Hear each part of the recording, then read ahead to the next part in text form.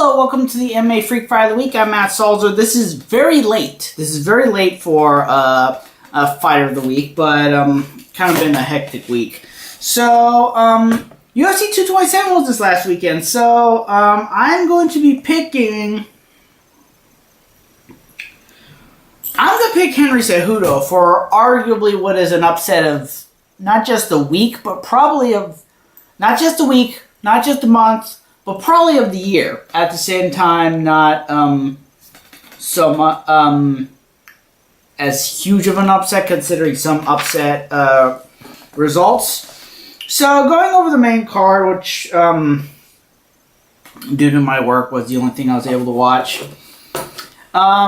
We had the main event, TJ Dillashaw TKOing Cody Garbrandt in the second round, not just the first round.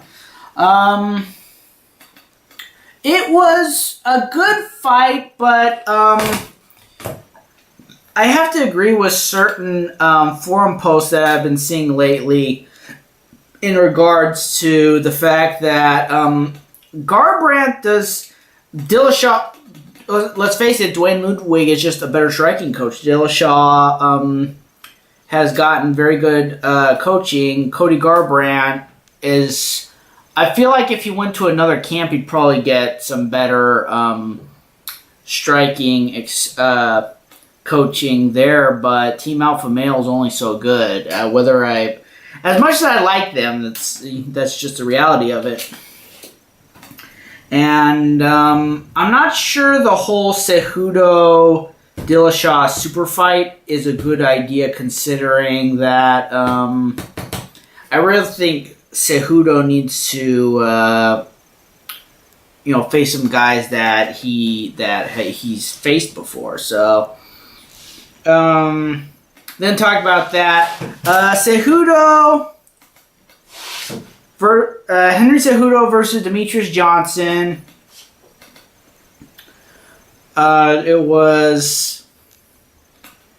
Went all 5 rounds, and ultimately the winner of the fight was Henry Cejudo by what is definitely an upset, because not only did Demetrius Johnson beat Cejudo before, he finished him. So then they went all 5 rounds, and this is just one of those fights where it's like someone just... I honestly thought at some point Cejudo would lose gas, or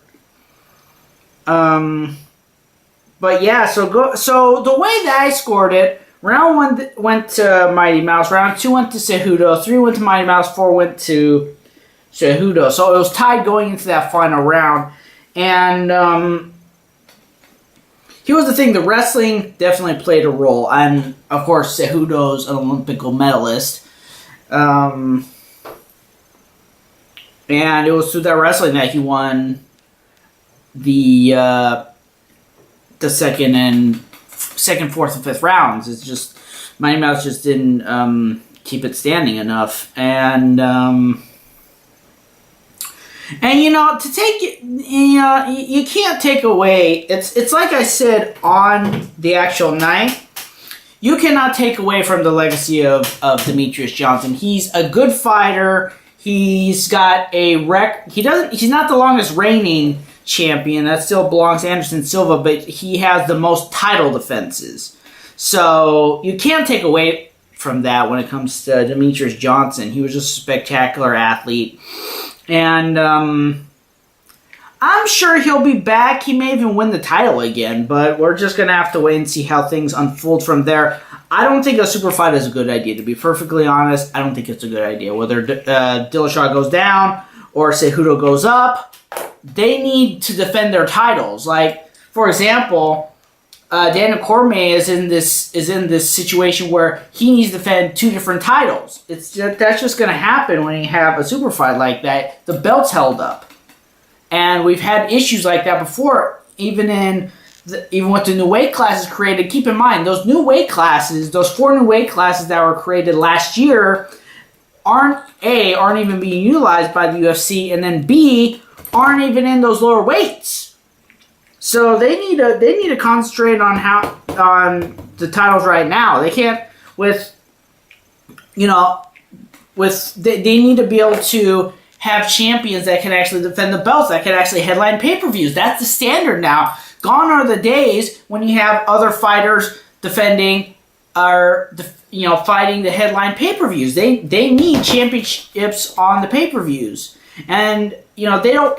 The thing is, you don't want to cheapen the belt so much with interim titles. Like example, Colby Covington is the interim welterweight champion, but he might get stripped, which I am still confused by. Why are you going to strip someone when a title is the precedent I'm going to use was back when Brock Lesnar defeated Randy Couture for the UFC heavyweight championship, and then Frank Mir defeated Rodrigo Nogueira for the interim heavyweight championship, and then they had a unification fight. So there were two belts going at once. Why can't you do that?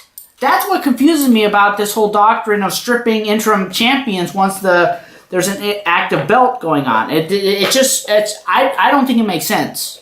Why are you going to do that? Because it cheapens the concept of an interim title. Anyways,